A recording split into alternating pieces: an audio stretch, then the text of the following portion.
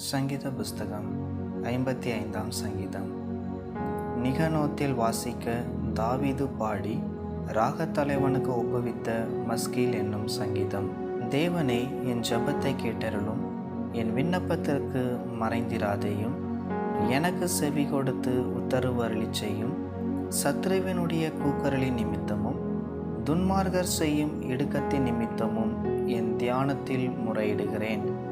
அவர்கள் என்மேல் பழி சாட்டி குரோதங்கொண்டு என்னை பகைக்கிறார்கள். என் இருதயம் எனக்குள் வியாகுலப்படுகிறது. மரணத்தீகள் என்மேல் விழுந்தது. பயமும் நடுக்கமும் என்னை பிடித்தது. அருக்களிப்பு என்னை மூடிற்று. அப்பொழுது நான், எனக்கு புறாவை போல் சிறகுகள் இருந்தால் நான் பறந்து போய் இளைப்பாறுவேன். நான் தூரத்தில் அலைந்து திரிந்து வனாந்தரத்தில் தங்கியிருப்பேன். பெருங்காற்றுக்கும் புசலுக்கும் தப்ப தீவிரித்து கொள்ளுவேன் என்றேன். ஆண்டவரே, அவர்களை அழித்து அவர்கள் பாஷையை பிரிந்து போக பண்ணும். கொடுமையையும் சண்டையையும் நகரத்திலே கண்டேன். அவைகள் இரவும் பகலும் அதன் மதில்கள் மேல் சுற்றி திரிகிறது. அக்கிரமமும் வாதையும் அதன் நடுவில் இருக்கிறது. கேடுபாடுகள் அதன் நடுவில் இருக்கிறது. கொடுமையையும் கபடும் அதன் வீதியை விட்டு விலகி போகிறதில்லை. என்னை நிந்தித்தவன் சத்ரு அல்ல, அப்படி இருந்தால் சகிப்பேன். எனக்கு விரோதமாய் பெருமை பாராட்டினவன் என் பகையினன் அல்ல, அப்படி இருந்தால் அவனுக்கு மறைந்திருப்பேன். எனக்கு சமமான மனுஷனும் என் வழிகாட்டியும் என் தோழனும் ஆகிய நீயே அவன்.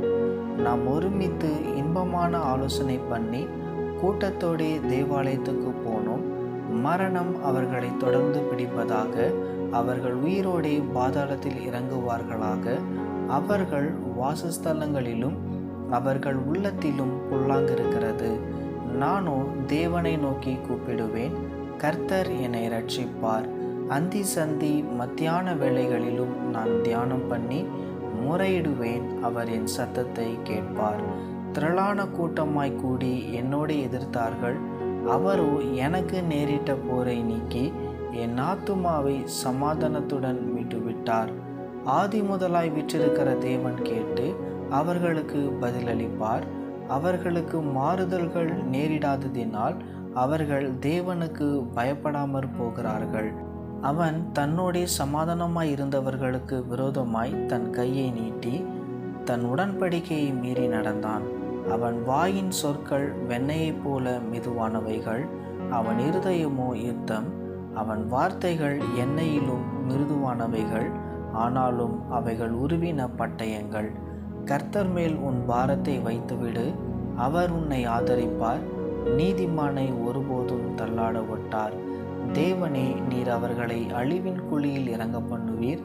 இரத்த பிரியரும் சூதுள்ள மனுஷரும் தங்கள் ஆயுளின் நாட்களில் பாதி வரையிலாகிலும் பிழைத்திருக்க மாட்டார்கள். நானோ உம்மை நம்பியிருக்கிறேன்.